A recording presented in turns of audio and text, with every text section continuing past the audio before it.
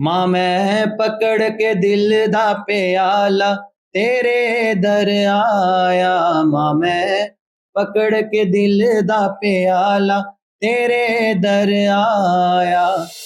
Actual में जो मुझे लगता है कि जो सही इंसान होता है, भगवान सबसे ज्यादा परीक्षा उनकी लेते हैं। माता की चौकी या जागरण जब करने लगते हैं, शुरुआत करते हैं, तो जब वो जो अनुभव होते हैं उस समय के, जी, वो किस तरीके से आपकी रूह तक को छूते हैं? आप जब ऑन स्टेज नहीं रहते हैं, आप बैक स्टेज हैं, जब तक आपने स्टेज पे नहीं जाना है, तो आपको लगता है कि आप कर पाओगे, आप गा पाओगे, अंदर से जो आपकी फीलिंग आती। पर अगर आपके अंदर से थोड़ा सा नर्वसनेस नहीं है ना आपके अंदर, तो आप कामयाब नहीं हो सकते। क्योंकि मैं बार बार अपनी माता जी का इसलिए जिक्र कर रहा हूँ क्योंकि उन्होंने ही अमित शर्मा एंड पार्टी को इस्टेब्लिश किया है। कपिला जी, मैंने आपको बताया कि हम जॉब पे छुट्टी ले सकते हैं, पर छुट्टी नहीं ले सकते आप। अगर आप बीमार है, कोई मिस हैपनिंग हो गया आपकी फैमिली में, you have to be there, आपको जाना है काम के लिए, प्रोग्राम के लिए, जागरण चौकी के लिए आपको जाना पड़ेगा, क्योंकि आपको देखने के लिए, सुनने के लिए कलाकार की लाइफ ही ऐसी है कि कोई वृंदावन जा रहे हैं या दरबार चिंतपूर्णी जा रहे हैं या कोई कहीं भी जा रहे हैं, लोग जा रहे हैं, यूथ जा रहा है, तो उनको ज्यादा ये होता है कि हम पिक्चर क्लिक करें,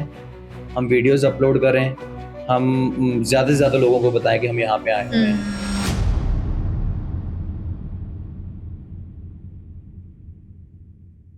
जय माता दी। आप सभी को नवरात्रि की ढेरों शुभकामनाएं।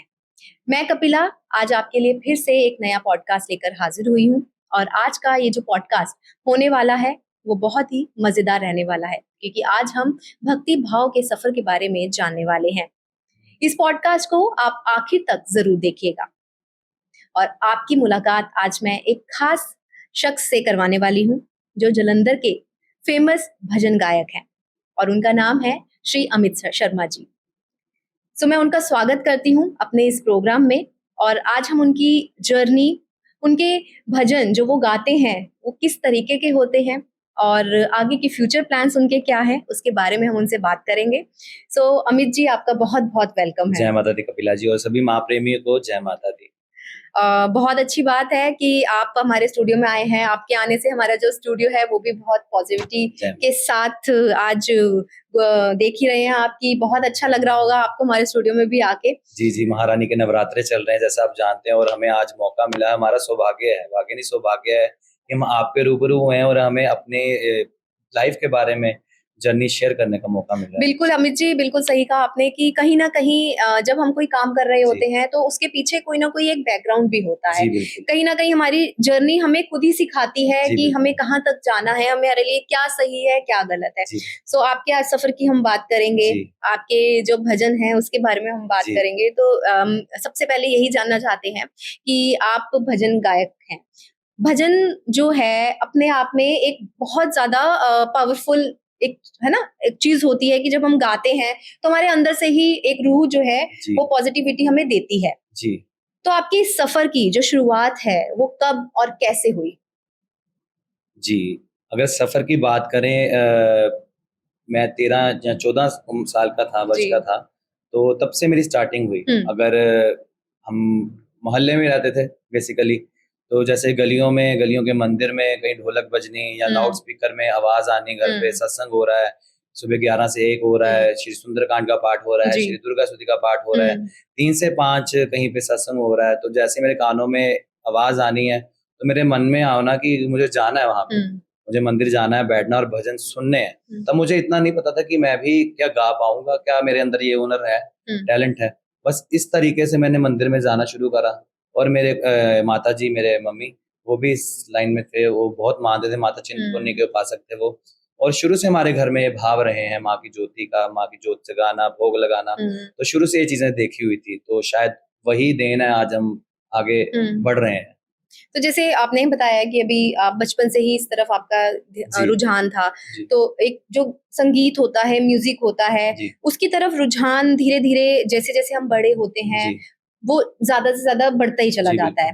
तो आपका भी कुछ ऐसा ही हुआ, सफर ऐसा ही रहा? जी कपिला जी, बिल्कुल ऐसा था कि मेरे माता जी, जैसे मैंने बताया कि वो इस चीज में चिंतपूर्णी माँ के उपासक थे, तो वो जिनसे कहते गुरु बिना ज्ञान नहीं। बिल्कुल है। तो आपको हर एक लाइन में एक गुरु बनाना पड़ता है। तो उन्होंने एक, हमारे मंदिर होता था मोहल्ला गोविंदगढ़ में, माँ वीणा देवा जी का, वो अभी चोला छोड़ चुके हैं। अच्छा तो मेरे माताजी वहां जाते थे, उनके सानिध्य में रहते थे। तो उन्होंने मुझे बोला मेरे एक बार कि अमित देख, अगर तू मेरे साथ चलेगा दरबार में तो तेरी लाइफ बनेगी, अगर तू गलियों में घूमेगा तो वो लाइफ खराब हो सकती है। तो इस तरह से उन्होंने मुझे बताया, तो वो मुझे माइंड में जैसे क्लिक कर गई कि मुझे अपनी लाइफ बनानी है, अपना जो फ्यूचर है सही राह पे लेकर जाना है। तो मैंने मम्मी के साथ हर मंडे को, वहाँ मंडे सत्संग हुआ करता था। अच्छा। तो माँ जी के यहाँ जाना शुरू करा। देखते देखते वो माँ जी से ऐसा प्यार बना मेरा गुरु जी से, तो मैंने उनसे नाम दीक्षा ली। नाम दीक्षा लेने के बाद उन्होंने जितना अपना कार्यभार था मेरे पे छोड़ना शुरू किया, जोत बनाना, जोत जगाना, मंदिर की सेवा करनी।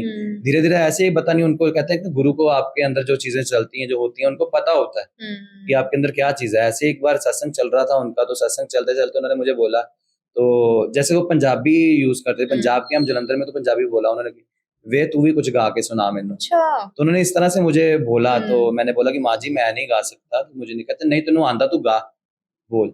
तो उन्होंने मुझे ढोलक पकड़ाई, तो मैंने ढोलक बजाना शुरू करा और भजन गा दिया कृष्ण भगवान का, ठाकुर जी का। जैसे मैंने भजन गाया, कहते कि आपके अंदर से एक थोड़ा कॉन्फिडेंस लेवल धीरे धीरे आपको होना शुरू हो कि हाँ मैंने गा दिया। तो वो दिन से लेकर आज तक मेरा सफर बस चलता ही गया। फिर हर मंडे को सत्संग होना, या उन्होंने कहीं पे चौकी करने जाना है, जागरण करने जाना है, तो अपने बाद उन्होंने मुझे ही रेफर करना है, बोलना कि तू ही करेगा सारा। तो वो चीजें चलते चलते मैंने आध्यात्मिक तौर पे शुरू करा था। ये जो कैरियर वाइज नहीं था मेरा, एक हॉबी था, पैशन था, माँ के लिए गाना था। तो वो माता रानी ने ऐसा बनाया सिस्टम कि वो अब प्रोफेशनली हम लोगों के साथ है, और मन में माँ तो हमेशा बैठी हुई है।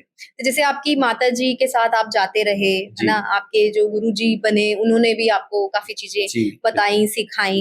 तो बाकी जो फैमिली थी, फैमिली में आपके जैसे फादर साहब हैं, उनका क्या एक रिएक्शन रहा कि आपने जब पहली बार गाया नया नया, तो होता है ना पेरेंट्स के मन में कि नहीं हमें तो इसको कुछ और भी पढ़ाना है, आगे कोई और लाइन भी चूज करनी है।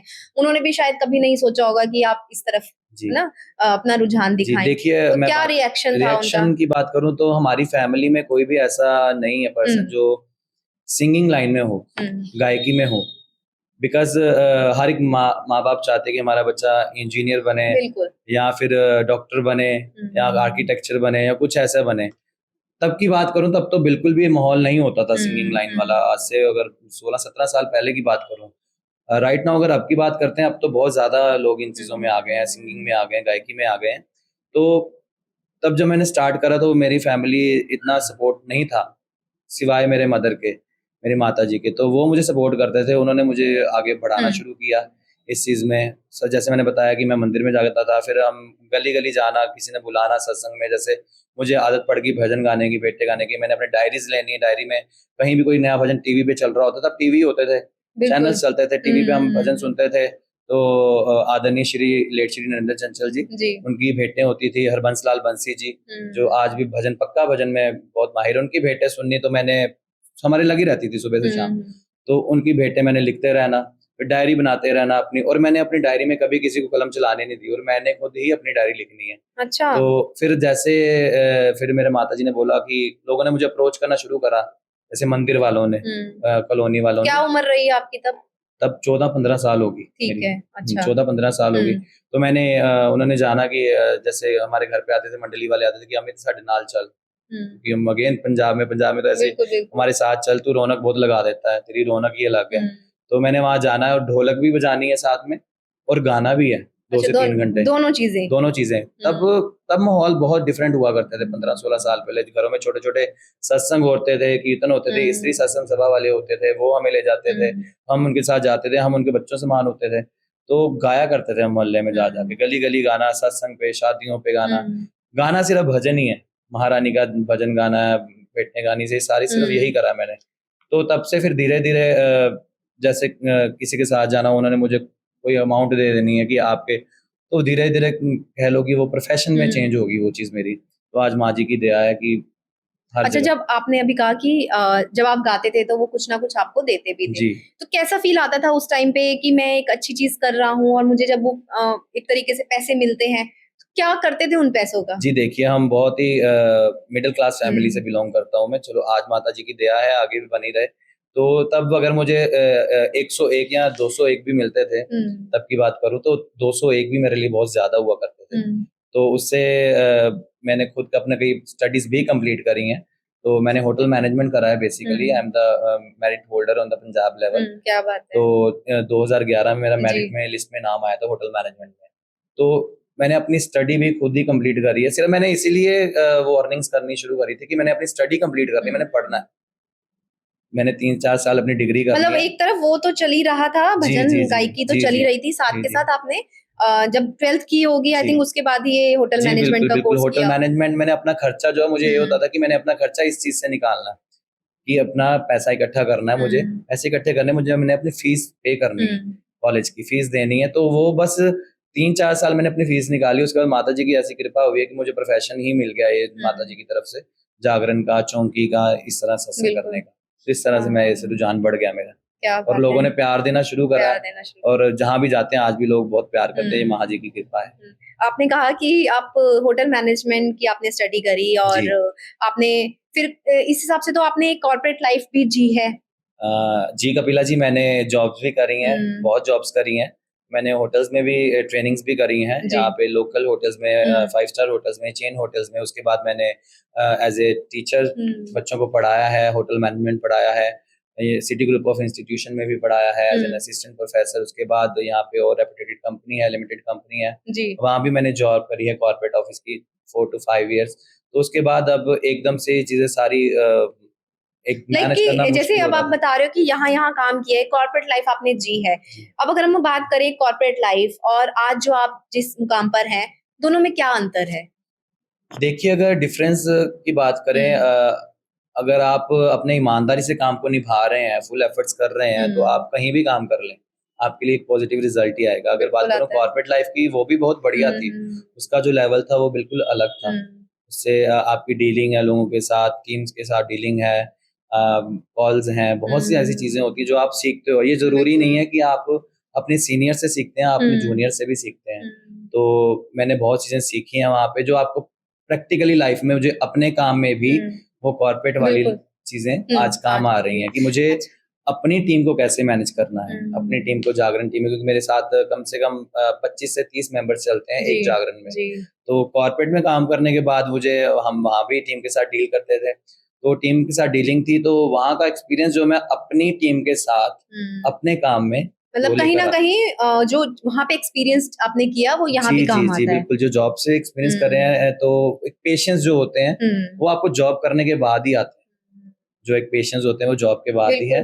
तो वो पेशेंस जो मेरे हैं वो मुझे, क्योंकि आप देखिए हर चीज़ को डिनाई कर सकते हैं, आप जॉब पे छुट्टी ले सकते हैं, आप बीमार हैं तो आप नहीं जा सकते हैं, आप लीव डाल सकते हैं। पर अगर बात करूँ जागरण लाइन की, यू कांट डिनाई। अगर आपने कोई डेट डिसाइड करी है, कोई किसी बंदे ने अपने घर पे जागरण की, माँ की, चौकी की या सत्संग की, बदल नहीं सकते। तो अगर आपके घर में कुछ प्रॉब्लम चल रही है या आप बीमार हैं, कोई बीमारी है, कोई दुख परेशानी है, आप उसको चेंज नहीं कर सकते। आपको जाना है, उन लोगों को आपका ही चेहरा चाहिए, आपकी ही मतलब आवाज़ ऑल्टरनेट भी नहीं दे सकते। ऑल्टरनेट नहीं दे सकते कि आप उनको बोल नहीं सकते कि आप 30 तारीख का मत रखिए, 5 तारीख का रख लीजिए जागरण। क्योंकि हर इंसान अपने हिसाब से प्रोग्राम प्लानिंग करके ही और हमें उन है। चीज़ों में, तब आपने देखो एक टाइम पे आपने माइक पे गाना भी है, और गाते वक़्त आपने संगत जो आपके ऑन स्टेज आप देख रहे हैं, आपको 100 बंदा है, 200 है, 1000 है, उनको भी टैकल करना, संभालना है। पीछे आपके जो म्यूजिशियंस हैं, बजा रहे हैं, प्ले कर रहे हैं, उनको भी देखना है। और उसके साथ-साथ जो आपके बैक एरिया पे काम कर रहे हैं, लाइक साउंड वाले हैं, भवन वाले हैं, पूरी जो टीम होती है बैक एंड पे। बिल्कुल, ओवरऑल झांकी वाले हैं, ग्रुप वाले हैं, जो तारा रानी पढ़ते हैं, जो होते हैं, हम तो लाइट गाते हैं, एज़ अ सिंगर गाते हैं। और जो एक्चुअल में तारा रानी करते हैं, उनका जागरण होता है, जो महंत की लाइन से बोलते हैं। उन सभी को आपने ही मैनेज करना है। आपने वहाँ पे खड़े हैं, तो आपने, वो तभी आ सकता है अगर आपने किसी के अंडर काम किया है। आप बॉस तभी बन सकते हो किसी चीज़ में, अगर आपने किसी के अंडर मतलब कहीं ना कहीं कॉर्पोरेट लाइफ की जो आपकी एक्सपीरियंस रही है, जर्नी रही है, उसने आपकी अभी इस जागरण लाइन को भी बहुत अच्छे से हैंडल किया। जी बिल्कुल। अब मेरा यही है मोटिव, मैंने अपना कॉर्पोरेट लाइफ को भी इसीलिए छोड़ा है कि मैं अपनी ही लाइन को आगे बढ़ाऊं। और आने वाले समय में, मेरी मम्मी का भी सपना था, वो मेरे साथ जहाँ भी मेरा जागरण होता था, चौकी होती थी, मेरा कहने में आता कि जहाँ पे मैंने गाना होता था, माँ जी का जागरण होता था, तो मेरे साथ रहते थे वो। तो जहाँ माँ जी की जोत जगती थी, वो साथ में चेयर लगाकर बैठते थे। वो इसीलिए बैठते थे कि उनको पवित्रता बहुत पसंद थी। पैसा कमाना अपनी जगह पर है, मेरे मम्मी क्या करते थे, वहां पे जोत के साथ बैठते थे, जोत में घी डालना है, अगरबत्ती लगानी है, सुबह तक बैठना है। मैंने अपना 2-2:30 बजे तक स्टेज करके तो मैंने अपना रूम में लिया होता था घर वालों से, वहां पे बैठ जाना है। पर मेरे मदर वहां सुबह 7 बजे तक बैठे रहते थे, मतलब जब तक पूरा वो नहीं डेडिकेटली।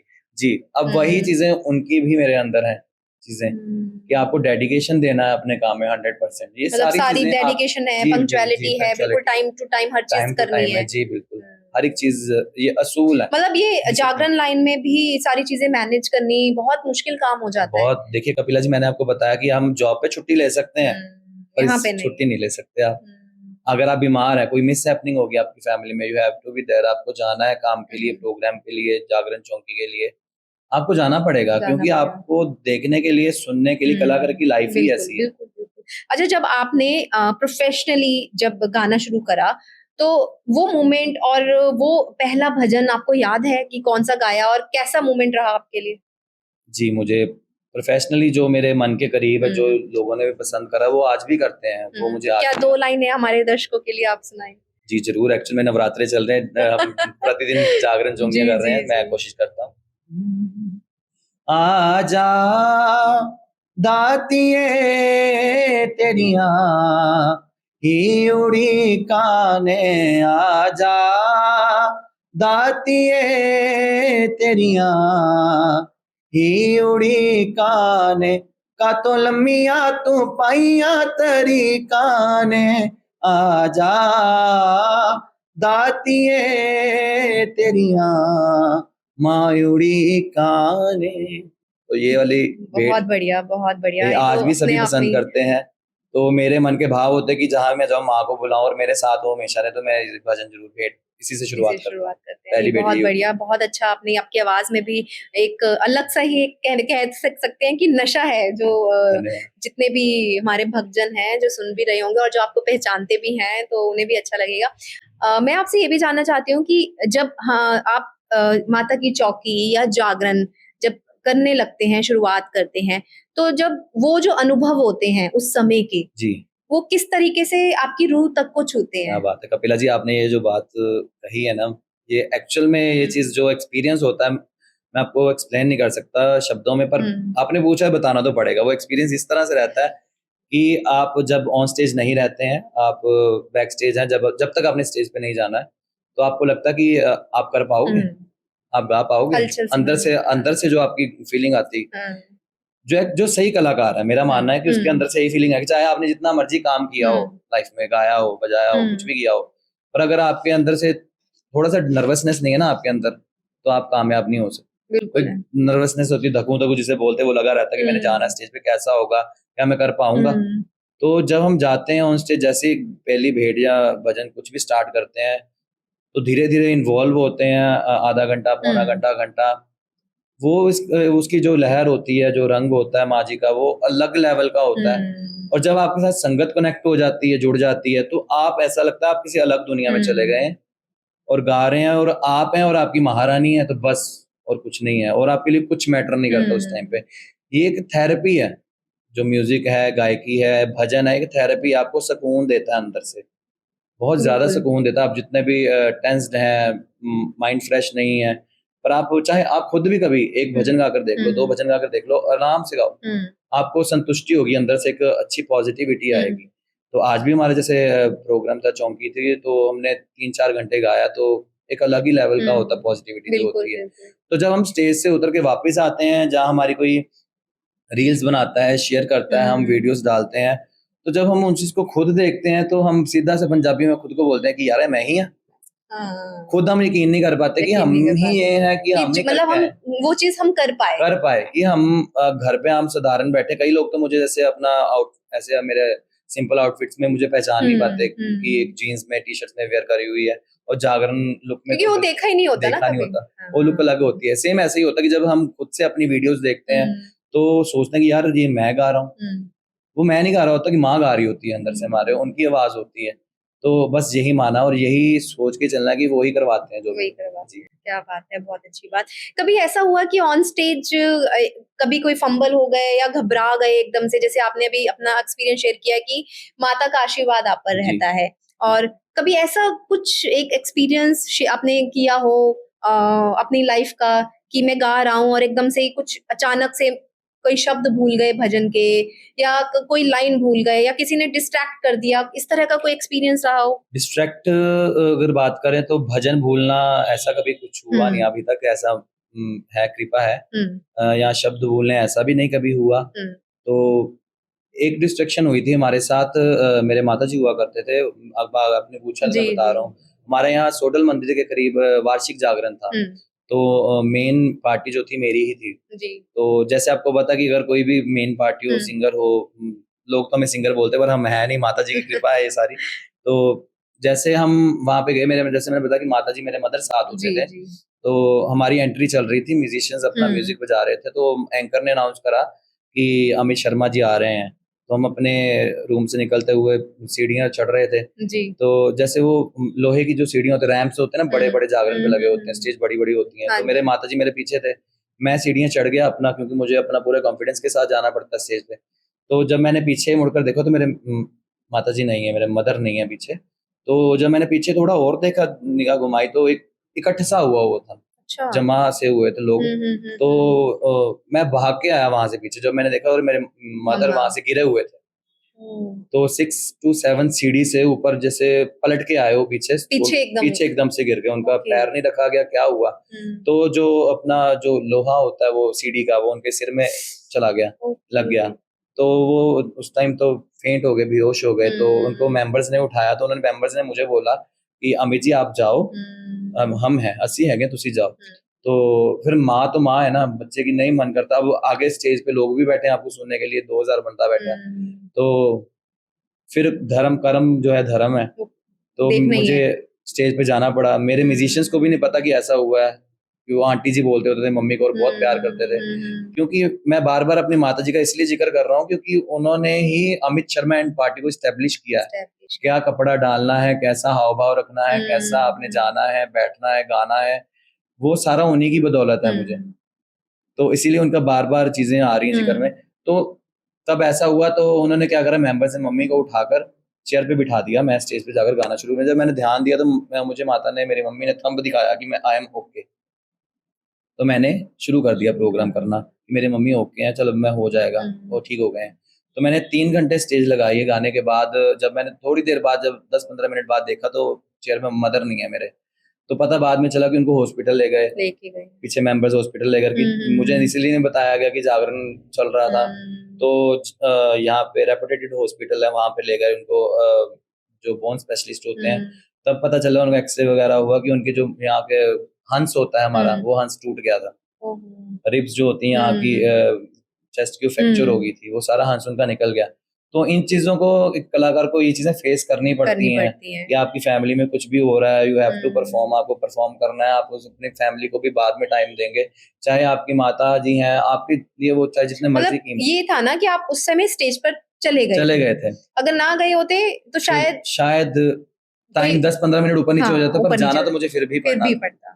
बट आप पहले पहुंच चुके थे और फिर वहां से दोबारा नीचे आए और देखा फिर ये। तो ये डिस्ट्रैक्शन कह सकते हैं आप, या कह लो कि भगवान की परीक्षा हो सकती है, माता रानी की परीक्षा, वो परखते भी हैं इंसान को। एक्चुअल में जो मुझे लगता है कि जो सही इंसान होता है, भगवान सबसे ज्यादा परीक्षा उनकी लेते हैं, जो दिल से अपना एकदम गा रहा है बिना किसी भेदभाव के। गाने वाले बहुत हैं, बहुत ज्यादा हैं। पर मुझे लगता है जो भजन है वो भाव का है। अगर आपके भजन में भाव नहीं है तो आप किसी आप जो हरकतें लगाते हो गायकी में या कुछ सुर लगाते हो, आप उससे भी लोगों को जीत नहीं सकते अगर भजन में भाव नहीं है।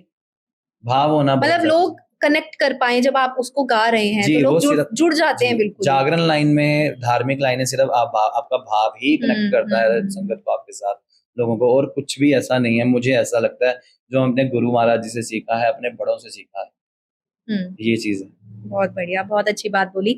जैसा कि आपने कहा कि अगर गायकी में भाव नहीं है तो जो दर्शक हैं, जो भक्त हैं, वो भी आपसे कनेक्ट नहीं हो पाते हैं, है ना। लेकिन कहीं ना कहीं जो भजन है वो सुर और ताल ही नहीं होता, हमारी एक साधना भी होती है, खुद की एक साधना भी होती है। तो आपके जीवन में भजन गायकी किस तरीके से क्या प्रभाव डालती है डेली, अगर हम आपकी लाइफ की बात करें तो?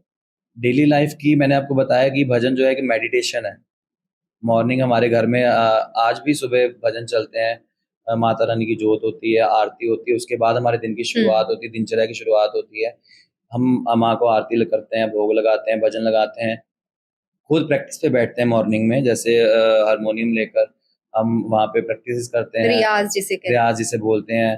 तो टाइम के बाद, कुछ एक टाइम के बाद आप जैसे एक समय होता है ना, आपको बहुत ज़्यादा मेहनत करनी पड़ती है, रियाज को देने पड़ते हैं, 3 घंटे देने पड़ते हैं, 4 घंटे देने पड़ते हैं, 2 घंटे देने पड़ते हैं, और कुछ समय के बाद म्यूजिक तो कभी एंड नहीं होता, तो आप जब रेगुलर गाने लग पड़ते हैं ऑन स्टेज ही आपके बहुत से रियाज हो जाते हैं। तो ये हम मॉर्निंग में आज भी घंटा 1.5 घंटा अपना कोई जैसे कोई राग उठा लिया, तानपुरा लगा लिया, प्ले कर लिया, वो 3 ताल लगा लिया या सीखा हुआ म्यूजिक थोड़ा बहुत, तो वो हम रियाज करते ताकि हमारा गला साफ रहे, शार्प रहे, तो हमारा एक स्टेमिना भी बना रहे उस चीज को लेकर। मॉर्निंग का रियाज जो सुबह का रियाज है वो बहुत ज्यादा प्रभाव डालता है आपकी गायन शैली, वो आपकी लाइफ में। कभी ऐसा हुआ है कि जैसे मॉर्निंग आप रियाज कर रहे हैं तो आस पड़ोस के लोग, कभी किसी ने बोला हो कि इनके घर से तो आवाज ही आती रहती है, कि सोने भी नहीं देते, इस टाइप की चीजें होती हैं कहीं ना कहीं? नहीं, ऐसा देखिए आज तक मैंने ये चीज कभी फेस नहीं करी, क्योंकि हम डिवोशनल लाइन में आए हैं। कहते हैं अगर आप अच्छे हैं तो आपको भी आगे से बंदे भी उसी तरीके के मिलते हैं, और जितने भी हमें मेंबर्स मिले हैं, जो लोग मिले हैं, हमारे नेबर्स मिले हैं यहाँ कहीं भी, तो खुद ही भक्ति भाव में इतने इन्वॉल्व हुए कि उनको वो बहुत अच्छा लगता है ये चीज, सुबह सुर ताल उनके कानों में जा रहा है। और अगर बात करूं तो बेसिकली हम जब रियाज करते हैं, हम अपने कमरे को, रूम को इतना पूरा बंद कर लेते हैं हर तरफ से कि किसी को ज्यादा नॉइज डिस्टर्बेंस हो ही ना। तो आपने अभी बात करी कि कहीं थोड़ा बहुत आपने संगीत सीखा भी है जी। तो किस टाइम पे आपने संगीत सीखना शुरू किया कि हाँ मुझे अब इसी लाइन को आगे कैरी फॉरवर्ड करना है? जी, मैंने अपना संगीत को 2016 से स्टार्ट करा था। अभी तक तो मेरी जर्नी चल ही रही है। अभी भी सीख रहे हैं। तो हाँ जी, 2016 में स्टार्ट करा था मैंने म्यूजिक को। कोई ऐसे आपकी कोई इंस्पिरेशन कोई हो, कह सकते हैं कोई मेंटोर हो आपकी लाइफ में जिसे आप फॉलो करते हैं अपनी जिंदगी में? देखिए बेसिकली अगर मैं बात करूँ अगेन आध्यात्मिक लाइन में, धार्मिक लाइन में, जो मुझे भजन जिनका भेंटे बहुत ज्यादा पसंद है, वो आदरणीय प्रातः स्मरणीय पूजनीय श्री हरबंसलाल बंसी जी हैं दिल्ली से, जो पक्का भजन में बहुत माहिर, उनका ही all over the world name है। मैंने हमेशा उनको ही सुना है और उनको ही सराहा है। सराहा इतना मैं छोटा मोर बड़ी बात है मेरे लिए, पर नहीं, मुझे वो बहुत ज्यादा पर्सनली बहुत ज्यादा पसंद है। उनकी भेंटें मैं ज्यादा अपने जागरण में गाता हूँ। नरेंद्र चंचल जी की भी गाता हूँ। कुछ एक अपना मटेरियल भी है, मैटर जो है वो भी हम गाते हैं। तो एक कह लो कि वो मेंटोर कह लो कि मैंने दिल से उनको माना हुआ है। तो आप कुछ अपना लिखते भी हैं भजन वगैरह? जी, ज्यादा लिखते भी हैं, अपना कुछ सुने सुनाए भी हैं। हमारे जो पुराने पुरातन है, जैसे मैंने बताया कि उन्हें गुरु माँ जी थे, जो उनकी जो कल में चली हुई है ना, वो आज वो नहीं मिलती हैं, तो वो वाली भेंटें भजन हम गाते हैं। पर आज की जो जनरेशन है, जैसे हम कहीं जागरण या चौकियां करने जाते हैं, तो वो बहुत ज्यादा वो पुराने मटेरियल जो है पसंद नहीं करते हैं।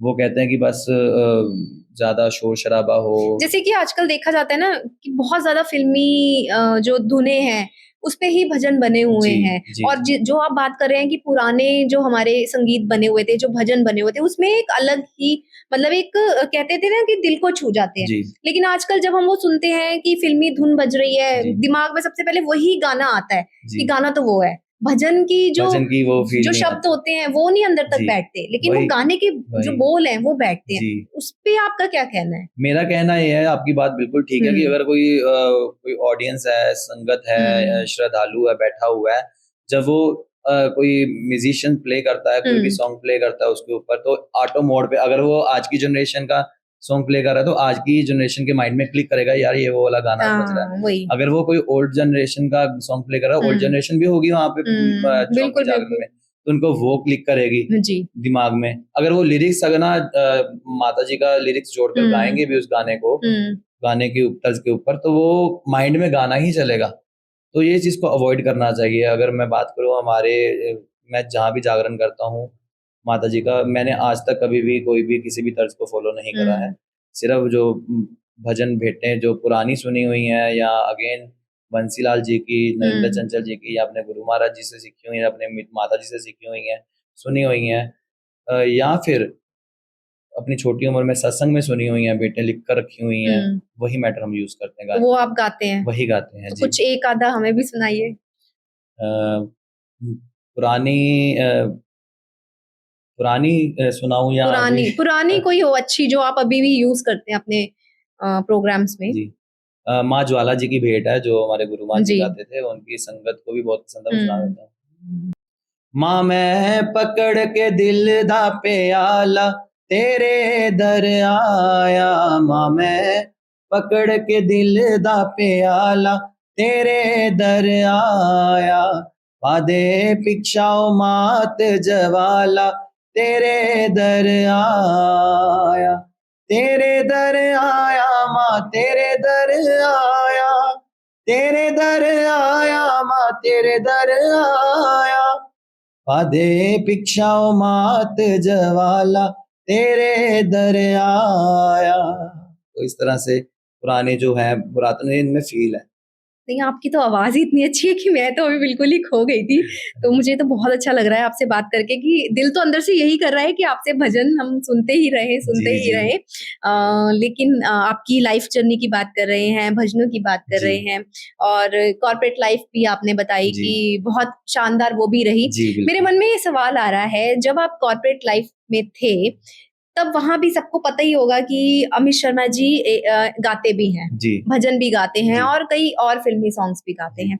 तो वहां पे भी किसी तरह के प्रोग्राम्स में आपका कहीं ना कोई सहयोग रहा होगा। हाँ जी, एक्चुअल में अगर बात करूं, मैंने बहुत सी कॉर्पोरेट एंकरिंग करी है, शो होस्ट भी करे हैं, क्योंकि मेरे कंपनी वाले जहाँ मैं जॉब करता था तो उनको भी पता था, वो बहुत सपोर्टिव थे। NFCI ग्रुप ऑफ इंस्टीट्यूशन है, होटल मैनेजमेंट इंस्टीट्यूट है यहाँ पर हमारा जलंधर में, इंडो कनेडियन के अपोजिट है बिल्कुल उनका ऑफिस, तो बस स्टैंड। तो वहाँ पे कॉर्पोरेट ऑफिस में था, उनके ओवरऑल 20+ कैंपसेस हैं ओवरऑल इंडिया, तो वहाँ से हम डील करते थे कैंपसेस में। और जो मेरे डायरेक्टर्स थे उनको मेरे बारे में पता था, बिकॉज हम पिछले 14-15 वर्षों से एक दूसरे को जानते थे कि हाँ ये सिंगिंग लाइन में है। तो उन्होंने मुझे बहुत सपोर्ट करा। अगर मैंने उनसे छुट्टी मांगी कि सर मैम मुझे जाना है, मेरा आज प्रोग्राम है, जागरण है, चौंकी है, तो देखिए प्रोग्राम तो हम इंग्लिश में वर्ड यूज करते हैं, तो वहाँ प्रोग्राम ही सभी यूज करते हैं, जागरण चौंकी है तो या सत्संग है तो मुझे जाना है। तो उन्होंने कभी भी मना नहीं किया मुझे, कि कहते थे, वो खुद से बोलते थे कि जाओ अमित करो आप, तो क्योंकि खुद वो मानते थे, भगवान को मानने वाले हैं। तो अगर कोई इवेंट कोई इवेंट, आपको पता कॉर्पोरेट लाइफ में इवेंट्स चलते रहते हैं, वहाँ पे कोई इवेंट आ गया तो उसको होस्ट करना है, उसको प्लान करना है, ये सारी चीजें मेरे अंडर होती थी, हम करा करते थे वहाँ ग्रुप के साथ मिलकर, टीम के साथ मिलकर, अपनी सीनियर्स की देखा देखी में सारा ये चीज मैनेज करते थे। जी, बहुत बढ़िया। मेरे को लगता है कि जब हम कहीं ना कहीं किसी और लोगों के साथ जब जुड़े होते हैं और हमें पॉजिटिव वे में ही चीजें मिलती हैं, तो वो भी हमारे लाइफ में बहुत अच्छा प्रभाव डालती हैं। और आप तो वैसे ही एक भक्ति भाव वाले इंसान हैं और बहुत अच्छा कार्य कर रहे हैं, और हमारी जो संगत जो अमित जी को सुनती है और आगे भी सुनती रहेगी, तो उनके लिए भी बहुत एक अच्छी बात है ये। मैं यहाँ पे आपसे ये भी जानना चाहूंगी कि जैसे अभी नवरात्रि चल रहे हैं, तो आपके प्रोग्राम्स सारे फिक्स्ड होते हैं, है ना?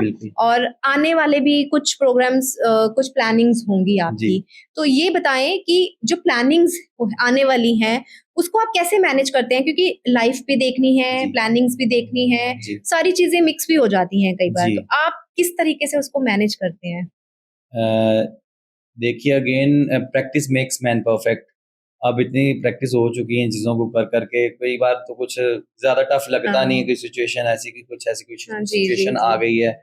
तो बाकी ये है कि हर एक इवेंट का, जागरण का, चौंकी का, सत्संग का एक अलग रुख होता है, अलग बिहेव होता है, एक अलग ही पूरा माहौल होता है। अगर आप किसी भी प्रोग्राम को, किसी भी जागरण को किसी दूसरे जागरण के साथ कंपेयर करेंगे, वो चीज़ नहीं हो पाती।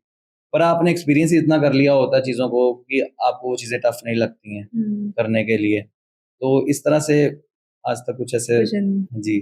कुछ फ्यूचर प्लान्स आपने सोचे हो लाइफ में? फ्यूचर प्लान्स जी है, हमारे फ्यूचर प्लान्स हैं आने वाले टाइम में, समय में बहुत बाहर के फॉरेन के टूर करने हैं, माता जी की कृपा से वहाँ गाना है, माँ जी के नाम को, भगवती के नाम को और फैलाना है और बढ़ाना है। तो छोटा मुँह और बड़ी बात है कि माँ करवा रहे हैं हमसे, पर करेंगे, उनके सानिध्य में करेंगे हम और बढ़ेंगे आगे। यूथ को अपने साथ जोड़ना है, कनेक्ट करना है। अगेन जैसे आपने बताया कि जो तर्जों वाली भेंटें गाते हैं, उन चीज़ों को अवॉइड करना है, करवाना है। ऐसा मटेरियल देना है, मैटर देना है लोगों की, लोग उसमें जुड़े। कोई आपने बहुत सारे भजन गायक हैं, आपकी कोई ऐसी प्रेरणा वाले भजन गायक हों जो वाकई आपको लगता है कि हाँ, ये लाइफ में हमें मोटिवेट भी करते हैं, या किसी के साथ आपकी खुद की चाह हो कि मुझे आगे जाके इनके साथ भी कुछ ऐसा एक काम करना हो? जी, मैंने आपको बताया कि दिल्ली से श्री हरबंस लाल बंसी जी, मैं उनको फॉलो करता आया हूँ, उनका भजन सुनता आया हूँ। तो मैंने उनके यहाँ भी विजिट करा है, घर भी विजिट करा है, उनके साथ रहा भी है, पीछे कोऑर्डिनेशन भी रहा है। तो बहुत ही अच्छे इंसान है, नेक रूह हैं वो, और बहुत प्यार करने वाले हैं। और अगेन वो कोई भी तर्ज को नहीं गाते हैं, वो सिर्फ पक्का भजन गाते हैं महारानी का। वही मेरी इंस्पिरेशन है, क्योंकि वो उनको सुन के एक सुरूर आता है कि, और हम भी कहते हैं कि हमें जो सुने वो उसको भी सुरूर मिले, वो चीज़ मिले। तो वो कम से कम परेशानियों को भूले। तो मेरी कोशिश यही रहती जागरण चौकी में कि एक जो इंसान आया, वो एक टूटा हुआ इंसान आया है, जो दरबार में, मंदिर में आया है। खासकर मंदिरों में जब होते हैं, प्रोग्राम्स होते हैं। घरों में तो लोग खुशियों मनाते हैं, खुशियाँ। और मेरे माताजी जो होते थे, वो कभी भी हमें कोई सीरियस माहौल वाला भजन बेल गाने नहीं देते थे। वो बोलते कि नहीं, खुशियों का माहौल है, खुशियाँ ही गानी है, खुशियाँ ही बाँटनी है। देखिए, हमारा कलाकार की लाइफ ही ऐसी है कि आप चाहे जितने मर्जी दुखी हैं, परेशान हैं, पर आपको दूसरे की खुशी में हँसना ही पड़ेगा, क्योंकि वही हमारी अर्निंग्स है। बिल्कुल, बिल्कुल। हम किसी के लिए बुरा सोच भी नहीं सकते। हम अगर भला सोचेंगे तो ही हमारा भला होगा। हम अच्छा सोचेंगे कि इनके घर में, इनका घर हो जाए, इनका घर बन जाए, इनका शादी का अच्छा हो जाए, सिस्टम हो जाए। जो कुछ भी हमें, अगर लोग बोलते हैं कि हमें ब्लेसिंग्स दो, हम इस लायक नहीं है, पर लोग बोलते हैं इन चीजों को कि ऐसा ब्लेसिंग्स दो हमें, इनका ऐसा हो जाए, तो हम जागरण करवाएंगे चौकी। जैसे हम कहते करवाओ ना करवाओ, तो सिर्फ महारानी तो पूरी हो गई। जी, जैसे कि आपने देखा ही है कि आजकल की जो लाइफ है, स्पेशली जो यंगस्टर्स हैं, जो युवा हैं, वो भागदौड़ भरी जिंदगी को जी रहे हैं, लगातार उसी चीज पे चलते जा रहे हैं। तो उन यूथ के लिए या उन युवाओं के लिए आप क्या एक मैसेज देना चाहेंगे? जी, ये बात आपकी बहुत सही है कि आज का जो यूथ है, उसको सही तरफ लगाना। तो वैसे हम देख भी रहे हैं, आज का जो यूथ है वो धार्मिक तरफ हो भी रहा है। धार्मिक के चीजों के लिए, मंदिर के लिए। मुझे ये मानना है, मैं मैसेज ये देना चाहूँगा कि आप धार्मिक हो रहे हैं, वो सिर्फ दिखावे में धार्मिक आपका धर्म नज़र ना आए, आपके कर्तव्य में भी नज़र आए।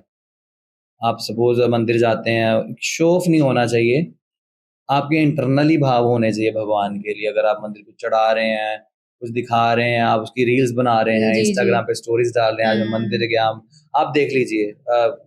बोलना नहीं चाहूँगा, पर ये कड़वा सच भी है कि कोई वृंदावन जा रहे हैं या दरबार चिंतपूर्णी जा रहे हैं या कोई कहीं भी जा रहे हैं, लोग जा रहे हैं, यूथ जा रहा है, तो उनको ज़्यादा ये होता है कि हम पिक्चर क्लिक करें, हम वीडियोज़ अपलोड करें, हम ज़्यादा से ज़्यादा लोगों को बताएं कि हम यहाँ पे आए हुए हैं। तो हम इसी चक्कर में रह जाते हैं, वीडियो का, फोटोज का, कि हम भगवान को तो भूल ही जाते हैं कि हम वहाँ पे करने तो दर्शन गए हैं माँ के, ठाकुर जी के, वो साक्षात वहाँ पे विराजमान है। सिर्फ हम वीडियोज में ही चक्कर रह जाते हैं कि हम फॉलोअर्स के लिए, व्यूज के लिए, वो भी जरूरी है, पर पहले जिस काम के लिए आए हैं, ये यूथ को मैं मैसेज जरूर देना चाहूंगा। अब देखिए, हमारा डेली बेसिस पे श्री दुर्गा स्तुति के पाठ चल रहे हैं लोगों घर में, बोला भी जाता है घर घर दुर्गा पाठ का हो जाए, प्रचार आदिशक्ति की भक्ति से होगा बेड़ा पार।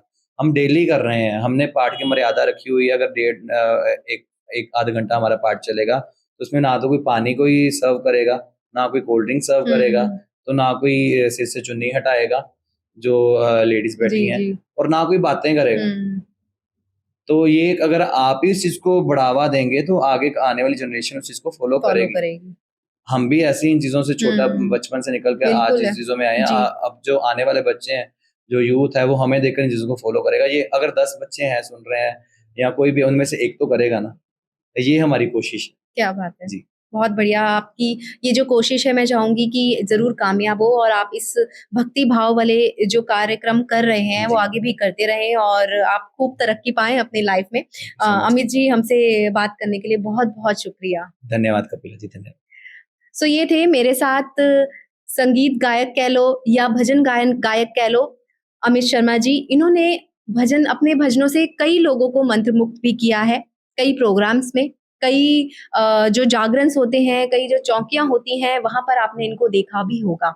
लेकिन आज इस पॉडकास्ट को करने का जो हमारा मेन मोटिव है, वो यही है कि जैसे कि अमित जी ने कहा कि भक्ति भाव दिल से होना चाहिए, ना सिर्फ दिखावा। तो अगर आपको ये पॉडकास्ट अच्छा लगा, तो इसे ज्यादा से ज्यादा लोगों के साथ शेयर जरूर करें, ताकि वो भी समझ पाए कि एक्चुअल में जो भक्ति भाव है वो क्या होता है। हमारे इस चैनल को जरूर फॉलो करें, शेयर जरूर करें हमारी वीडियोस को, और इस तरह के और भी अच्छे और हेल्दी और हेल्पफुल पॉडकास्ट मैं आपके लिए आगे भी लेकर आती रहूंगी। नमस्कार।